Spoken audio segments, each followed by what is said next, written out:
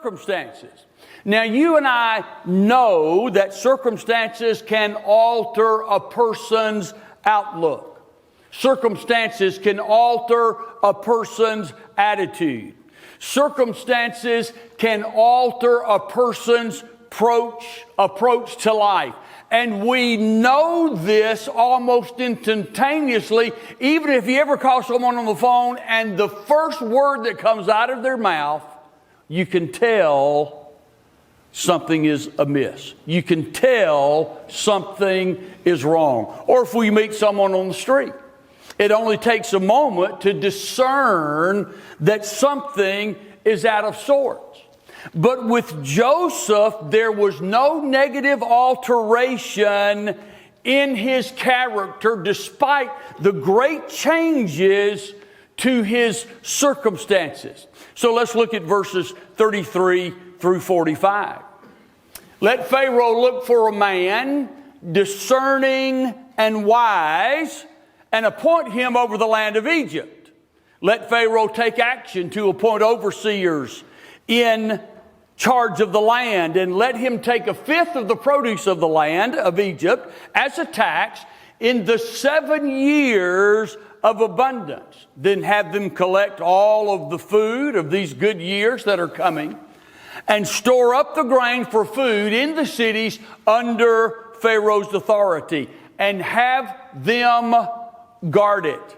Let the food, Joseph said, be used as a reserve for the land for the 7 years of famine, which will occur in the land of Egypt, so that the land will not perish during the famine. Now the proposal seemed good to Pharaoh and to all his servants. Then Pharaoh said to his servants, "Can we find a man like this, in whom is a divine spirit?" This does not mean that the Pharaoh was acknowledging Jehovah God, but it meant that the Pharaoh saw something in Joseph extraordinary, that the Pharaoh saw something beyond human calculation in him. Pharaoh said to his servants, "Can we find a man like this, in whom is a divine spirit?" So Pharaoh said to Joseph, "Since God has informed you of all this, there is no one as discerning and wise as you are. You shall be in charge of my house, and all my people shall be obedient to you. Only regarding the throne will I be greater than you." Pharaoh also said to Joseph, "See, I have placed you over all the land of Egypt." Then the Pharaoh took off his signet ring from his hand and put it on Joseph's hand, and clothed him in garments of fine linen, and put the gold necklace around his neck. And he had him ride second in his chariot. And they proclaimed ahead of him, "Bow the knee, bow the knee, bow the knee." And he placed him over all the land of Egypt. Moreover, Pharaoh said to Joseph, "Though I am Pharaoh, yet without your permission no one shall raise his hand or foot in all the land of Egypt." Then Pharaoh named Joseph Zaphanath-Paneah, and he gave him Asenath, the daughter of Potiphar, priest of On, to be his wife. And Joseph went out over the land of Egypt. Now, do you suppose that Pharaoh's quickly conceived and strong impression that Joseph was the man for the job was warranted by the facts or by emotional impulse? Well, let's look at the facts. First, we see Joseph's ready apprehension of coming danger. Who could have known? You might know that an army from another nation is forming and placing its military on your border. But who could know such a thing as this? Who could know 7 years in advance that the nation of Egypt was going to be in such difficulty. Fact two, foresight in setting forth a plan to meet the danger. It is always, always, always marvelous to have a plan. You know, I often hear people talk about winning the lottery. If I win the lottery, I'm going to do this, I'm going to do that. And the truth of the matter is that most everybody who wins the lottery are flat broke in a very short time. Well, why? Because they have absolutely no plan. Well, I've got my plan all figured out in case I should win the lottery. So next time there's 1.5 billion in the lottery, buy me a ticket, I've got the plan. He demonstrated, number three, a capacity to deal decisively with a gigantic matter. He had no problem making a decision. Now, many decisions take a lot more time than perhaps Joseph took here. But I believe that God had probably indicated to Joseph that these things were coming, that God had already put these things in his mind. He did not have a problem making a decision. Some of us have such difficulty making a decision. And when it's made, we're always second guessing the decision. Not Joseph. He had the capacity to deal with a gigantic matter and to do so in a confident, decisive way. Here's the fourth fact. Beneath these marks of power lay the elements of real life. From the very first, uprightness had marked all of Joseph's conduct in Egypt. From the time he was sold into slavery to the moment he stood before Pharaoh, he had been honest, he had been straightforward, and he had been true. He never wavered. Fifth fact, he had learned the secret of patient submission. In the face of injustice and cruel wrong, he accepted his lot without murmuring, and he endeavored to make the best possible use of whatever situation he was in. The way upward often lies by a downward path through the valley of humiliation. We are all looking for the mountaintop, but few of us want to spend useful time in the valley. However, it is in the valley that sometimes may even be shadowed by death, as the psalmist said, that we are prepared for whatever is at the top. And Joseph expressed submission to the Father in every area, regardless of the circumstance. Here's fact number 6.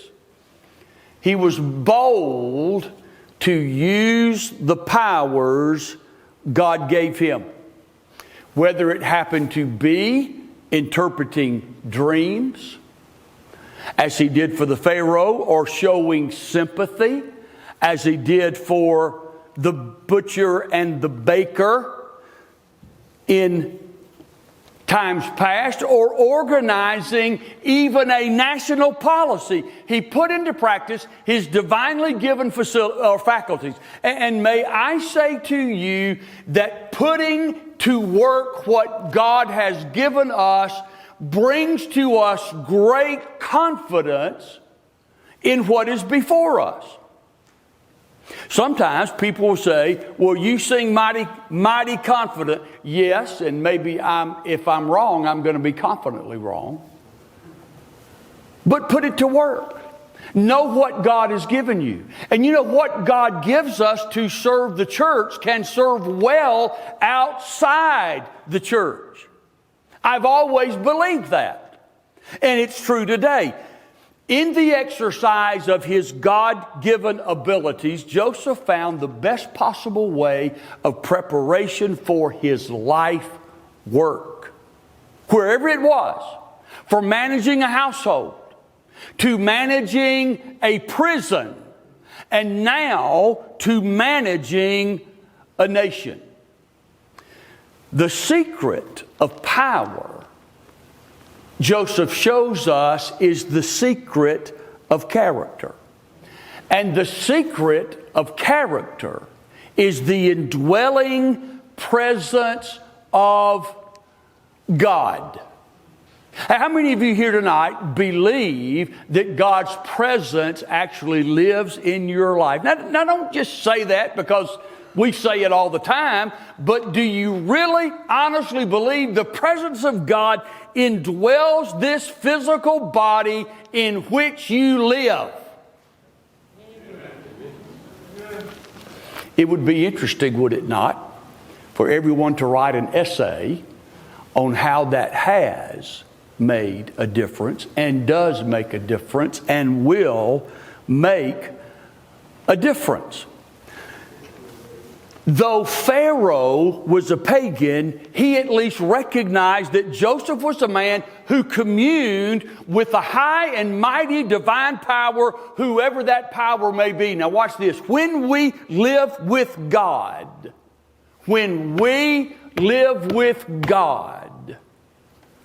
people know it.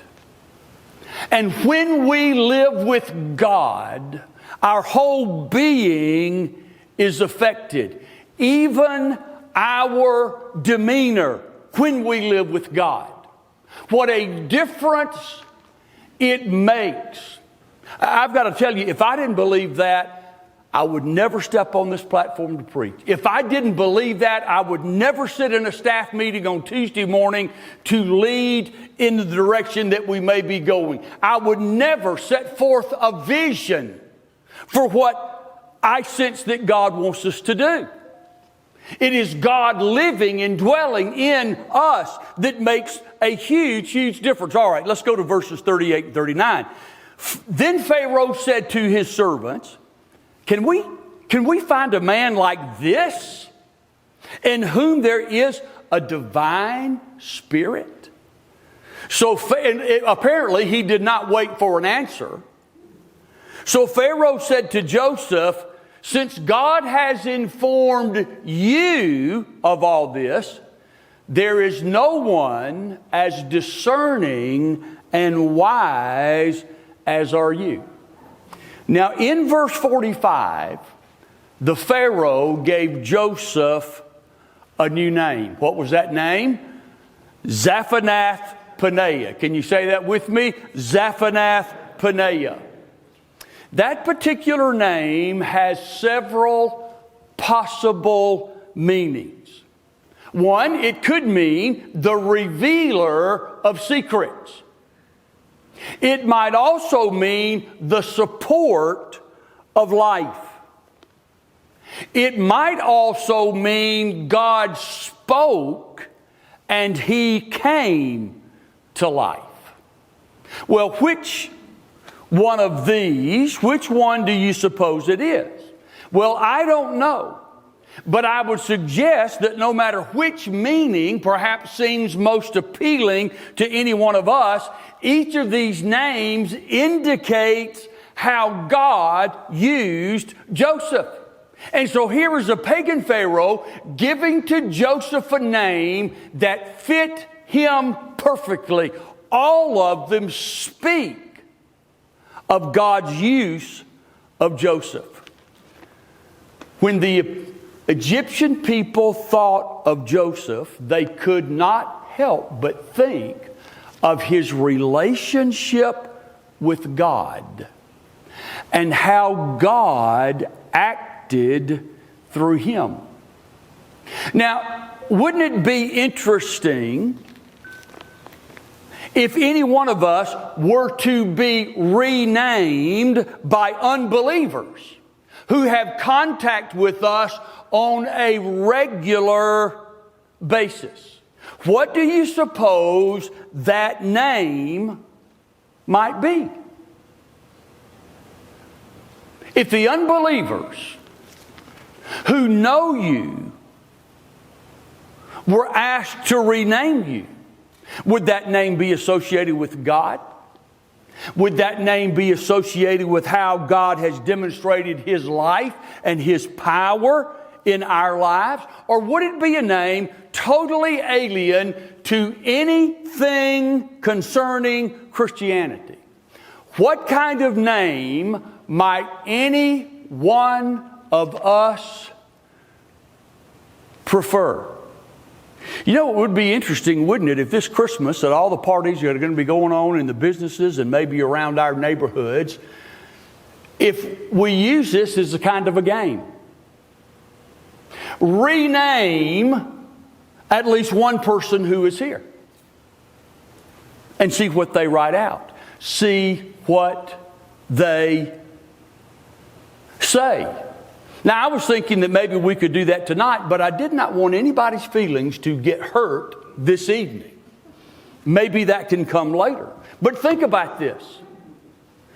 Being named by an unbeliever. And this is the name that Joseph went by. Now, the Bible always refers to him as Joseph, but he was known as Zaphanath-Paneah when he made his rounds in Egypt. He was the big Z, Zaphanath-Paneah. Now look at verses 46 through 52. Now Joseph was 30 years old when he stood in the presence of Pharaoh, king of Egypt. Now he was about 17 or so when he was sold by his 10 older brothers into slavery. So approximately 13 years have now passed. And it would be another 7 years minimum, and maybe as many as 10 to say 14 years before his brothers would actually see him again. Never expecting to see him again. And so that is the reason, as we move through this story, that they had no recognition of who he happened to be. So Joseph was 30 years old. Now look at this. A 17-year-old boy having these dreams that the sun and the moon were going to bow down to him, that his mama and his daddy were going to bow down to him, that his brothers were going to bow down to him. That's the vision, the hope, the dream God had given him. And it took 13 years for that to happen. Now, everybody who knows anything can tell you that's way too long. I mean, if God's going to do something, okay, maybe 1.3 years. But 13 years. And how many of us give up so much sooner. As long as there is breath in your body, you never, ever give up on the dream. You never, ever give up on what God has communicated with you. 13 years had passed when he stood in the presence of Pharaoh, king of Egypt. And Joseph went out from the presence of Pharaoh and went through all the land of Egypt. During the 7 years of plenty, the land produced abundantly. And of course, you know, if someone truly speaks for God, then whatever they say is going to happen actually happens. God had communicated this to Joseph. 7 years of great agricultural production. Then verse 48. So he collected all the food of these 7 years which occurred in the land of Egypt and put the food in the cities. He put in every city food from its own surrounding fields. Joseph, verse 49 says, stored up grain in great abundance like the sand of the sea until he stopped measuring it, for it was beyond measure. Sort of like our national debt. Now, before the year of famine came, 2 sons were born to Joseph, whom Asenath, the daughter of Potiphar, priest of On, bore to him. And by the way, if you're interested in who the priest of On might be, On was a city in Egypt located in what we might call the outreaches or the metropolitan area of Cairo. And On refers to the sun god. Egyptians worshiped the sun god. And Pharaoh gave the daughter of the priest, well, hey, here's a religious guy and here's a religious woman. Let's bring those two together, though what they counted as spirituality was in far different universes. But it's noted that during these 7 years of plenty, Joseph had 2 sons, which he may have at some point just counted the possibility out of the picture. Verse 51 says, Joseph named the firstborn Manasseh. For he said, God has made me forget all my trouble and all my father's household. Well, yeah, then why is he bringing it up now? I thought he forgot it. No, that's not what that means. We'll talk about that in just a moment. And he named the second son, verse 52 says, Ephraim. For he said, God has made me fruitful in the land of my affliction. Now, oftentimes in the Old Testament in particular, you will see the name Ephraim. When you see the name Ephraim, that is a reference always to Israel. Sometimes the Old Testament writers use the name Israel as a reference to Israel. Sometimes the Old Testament writers use the name Jacob as a reference to Israel. Sometimes the Old Testament writers use the name Ephraim as a reference to Israel. And of course, this is where the name Ephraim comes from, which means fruitful. It is a great, wonderful name. Now, Joseph, this new prime minister, was not long in taking up with characteristic promptitude the work that lay before him. Joseph was more than an idea man, as might be said in South Georgia. He could get her done. In fact, Joseph didn't mind rolling up his sleeves and jumping to the task. He immediately toured all of Egypt, putting his plan, ordained of God, not men, into place. Verse 46 says that Joseph went out. In fact, Joseph went through all the land. Verse 48 says he collected grain, that he put the food in every city, and that he even took the food that was grown in the region of each city and put that in storage. Verse 49 says that Joseph stored up grain. So here was his plan. Now, what do you think we are to learn here? Are you ready for this? Joseph cooperated with God. In Philippians chapter 2, verse 12, Paul said, work out your salvation. That is, take your salvation to its logical conclusion, which is what he did. Now, what does that mean? It meant that for Joseph, God gave the vision. And he knew it was from God. The second thing, God gave him the plan. And he knew it was the plan. And then God gave him the position. But now notice this. What might have happened had Joseph sat on his duff? What would have happened? Well, God, this is your plan. This is your wisdom, and this is what you want to do. So I'm just going to sit back and relax. I don't think that's how it works at all. God gives the vision. God gives the plan. God gives the position. And then what do? We're to get up and get her done. If Joseph had sat on his duff, watch this, two things would have happened. One, he would have squandered away the future of Egypt. Can you imagine? Egypt would have been destroyed. An entire nation of people, even pagan, would have been destroyed.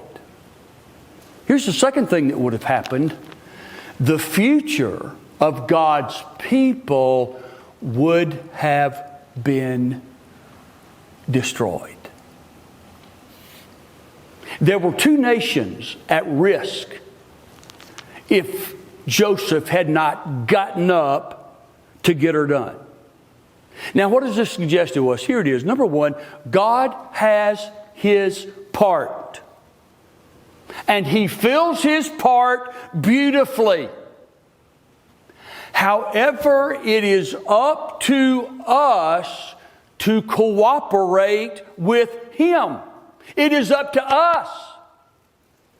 Note verses 47 and 49. During the 7 years of plenty, the land produced abundantly. Verse 49, Joseph stored up grain in great abundance like the sand of the sea until he stopped measuring it, for it was beyond measure. See, that's what happens when we get a vision from God and we go to work. That is what happens.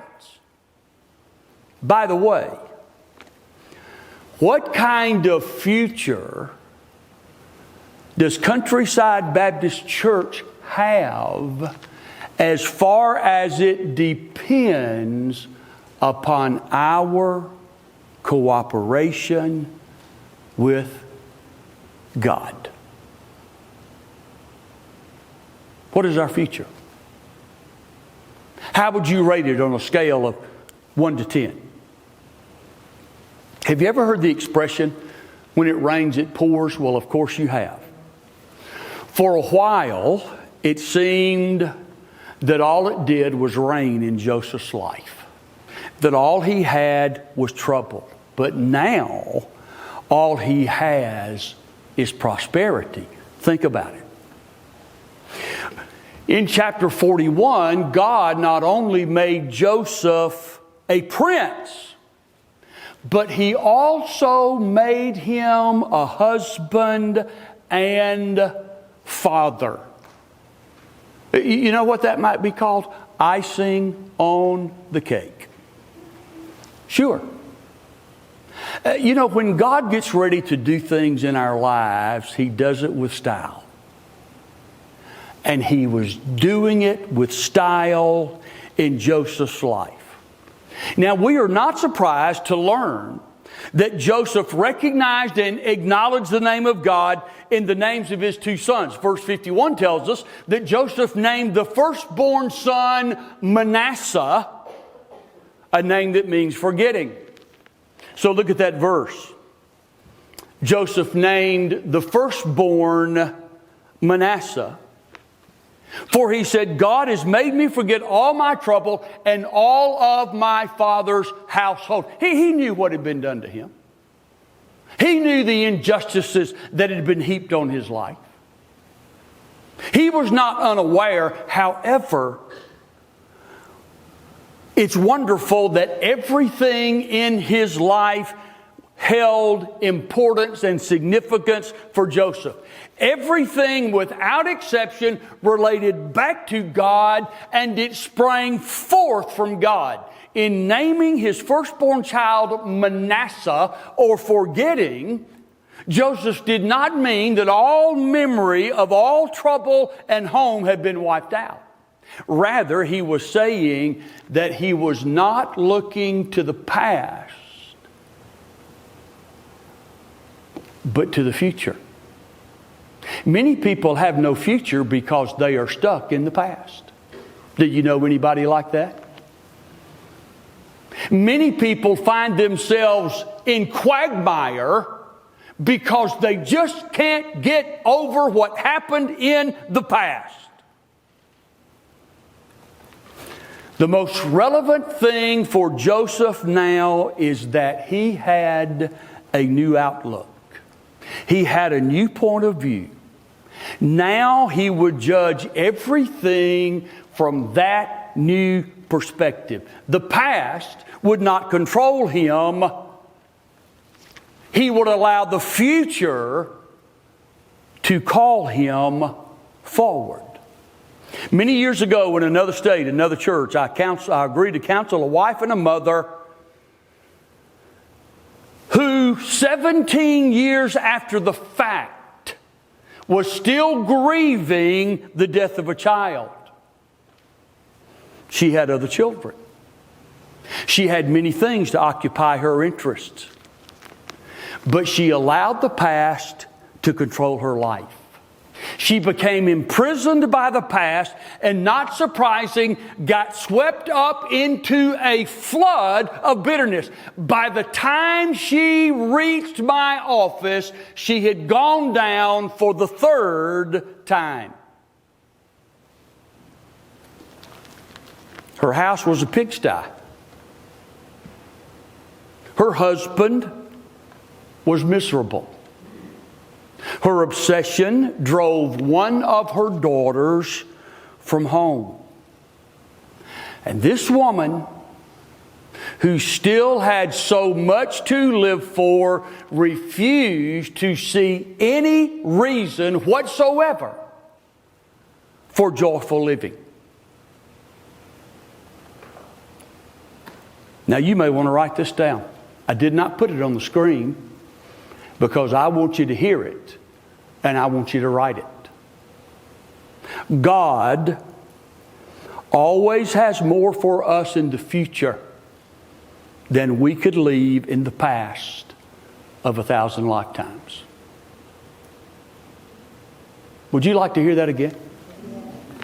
God always has more for us in the future than we could leave in the past of 1,000 lifetimes.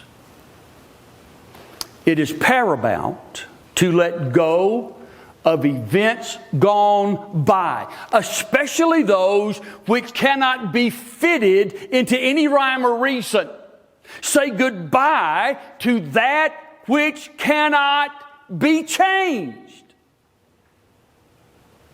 If we could change it, great, change it. But we cannot change the past. So we are to release the past. We are to grasp the here and now and everything that lies ahead. Why would anyone give up all the blessing of God in the future for the hurt of the past? Verse 52 tells us that Joseph named the second child Ephraim, a name that means fruitful. Look at verse 52. And he named the second Ephraim, for he said, God has made me fruitful in the land of my affliction. What? Is he nuts? Has he lost his gourd? Fruitful in the land of his affliction? Joseph not only had a fresh view of life, but he possessed a confident view, a positive view of life. God brought him through the long night and set him in the light of day. And each time he called the names of his children, Joseph was reminded of the companionship, the reliability, and the unfailing presence of God. So what are the lessons? Number one, we see the providence of God exemplified. The jealousy of the brothers, sold as a slave, the endurance of injustices, the dreams of a monarch, the memory of past mercies. These were the slender threads which linked the pit in Canaan to the power in Egypt. Not one of these links is meant to be seen as frivolous and or unnecessary. Each one was essential and connected to all things that work together for good. Paul's calling now to thank us for using his writing.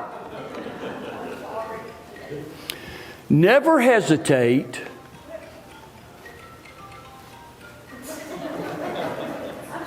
You're good. You're good. We need the little break right there.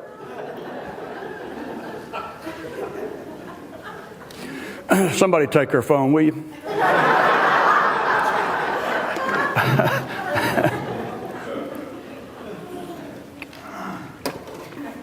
Never hesitate to believe in Him whose providence orders all things, both in heaven and on earth.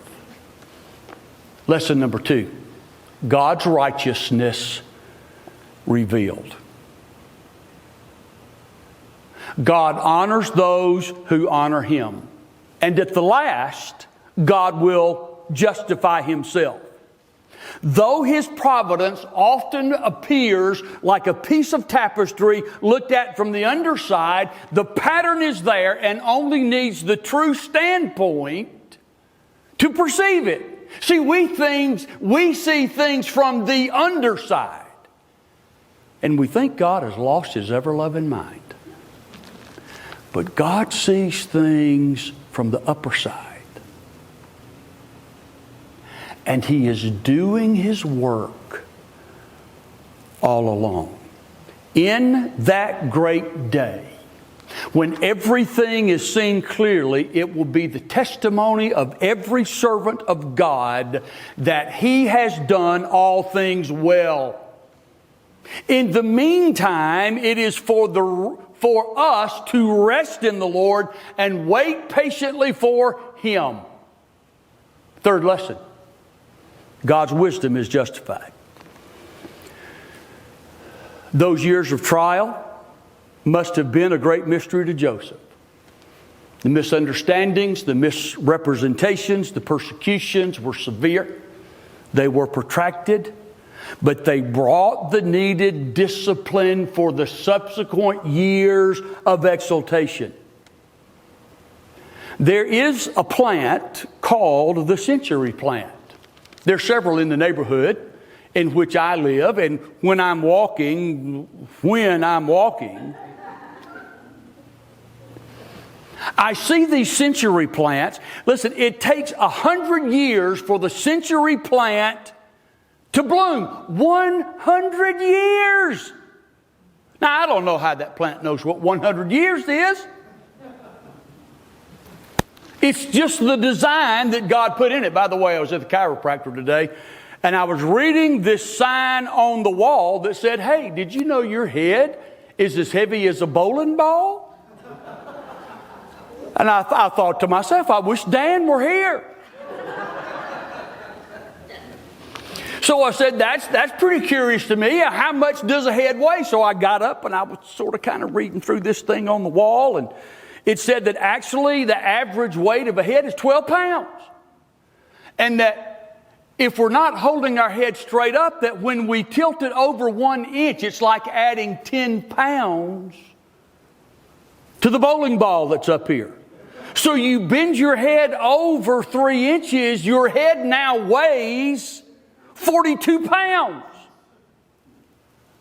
It's no wonder many of us say, well, my back hurts. You know, it's kind of like balancing a bowling ball on a Q-tip.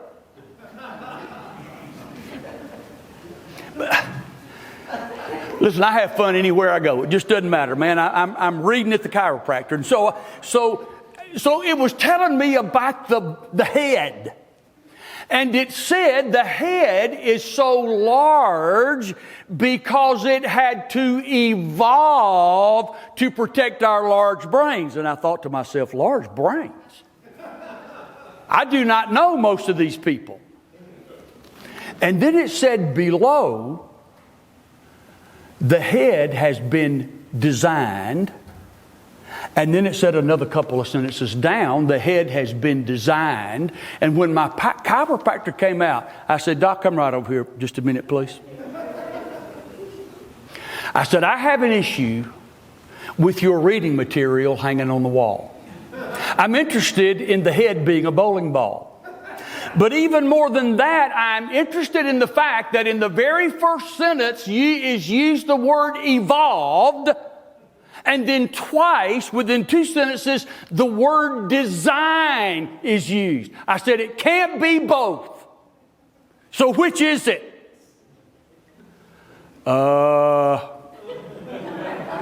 Nobody's ever pointed that out to me, he said. Well, there you are. I know I shouldn't have done it. I just couldn't help it. In fact, I got really excited to see him because I was bringing him over. Were we talking about the century plant somewhere back down the road? Yeah. So it takes 100 years. It takes 100 years for the century plant to bloom. And then it just blooms for a few days. What? You mean you have to nurture a plant for 100 years before it will even bloom, and then it's just for a few days? So it is with the human life. The process of training is long, while the bloom is often short. Therefore, we are wise to give ourselves to the processes of training, which can be lengthy. And then we can enjoy the moments of great results. 4, God's grace is manifested. This lesson meets us at every stage of Joseph's history. Is there any other motivation needed to make God real in our daily life than to put Him and keep Him in the foremost place in all our interests and hope? In darkness or daytime, we are to live in Him, and then we shall be enabled to live for Him. The darkness may be great and the darkness may be prolonged, but He is our light. The sunshine may be fierce and dazzling, but He is sufficient.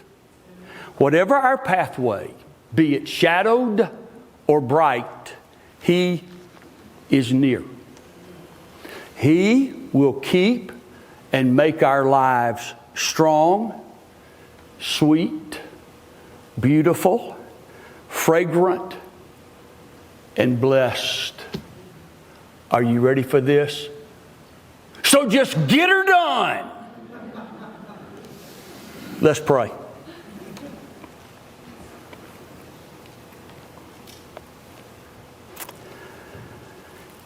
How rich is the feast that you bring to us in your word. Your word is powerful like no other book is powerful. Your word is steadfast like no other book is steadfast. Your word is wise like no other book is wise. Your word is actionable like no other book is actionable. Your word is calming like no other word is calming. Your word is joy and peace like no other word is joy and peace. Your word changes us, transforms us, calls us away from the past and toward the future. where our greatest usefulness awaits. There is no other word like your word. And we rejoice in it tonight. And we rejoice in the name of Jesus Christ.